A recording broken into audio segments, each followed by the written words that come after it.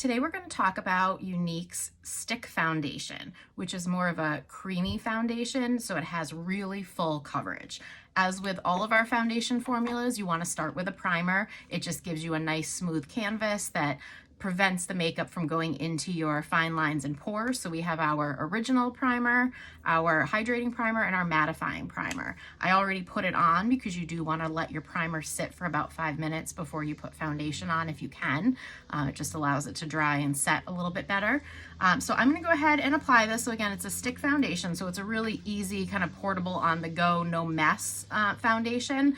I will say you do always want to apply this with a brush. I say with most of our foundations, you don't want to apply with your fingers because it's just going to be kind of streaky. You're not going to be able to blend it in, and it's not going to look the way the product was designed to look. But this one in particular, you really want to use a brush for because it's a thicker, creamier product. It just is not going to work with your hand. So I use the kabuki brush. So what I do is, get my hair out of the way, just kind of draw it on my face, and then I will buff it in with the kabuki brush. And this is, as I said, really full coverage. So it's going to give you a pretty smooth, flawless complexion. And so this, I 100% recommend buffing. I've said this with some of our other foundation formulas, rather than swiping or smearing, this you want to buff in, just because again, it is a thicker, creamier foundation. And I don't want to make it sound like it's heavy. It's not. It is less lightweight perhaps than some of our other formulas, but it is certainly not heavy, cakey feeling foundation.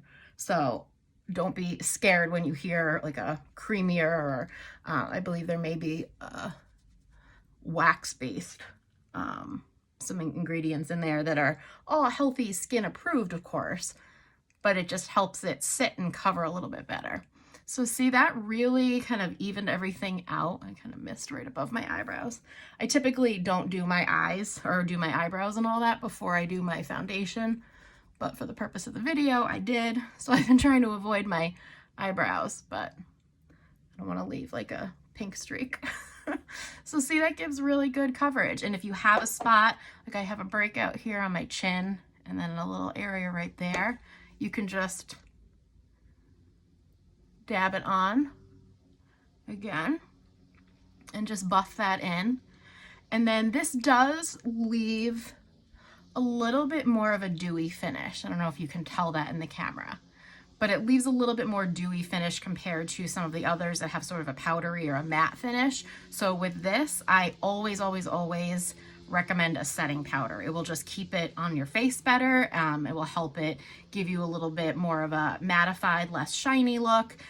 This is, I think, of our foundation formulas, the one that's most likely to transfer a little bit. Like if you touch your face and you then touch something else, you might get foundation on something, but setting powder will help with that. So don't let that scare you, because this really is a great, easy, I mean, you saw how quick it was to apply.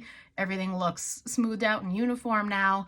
And the great thing about this too is I have 3 different shades of this. I'm not gonna do it on this video, but you can use 3 different shades of this, and with a lighter color kind of under the eyes and here as sort of a highlighter, and then a darker color in under your cheekbones or along the top of your hairline there to contour. So these are really great because then they all blend together because it's the same formula. So these are really great in terms of being flexible and multi-purpose like that.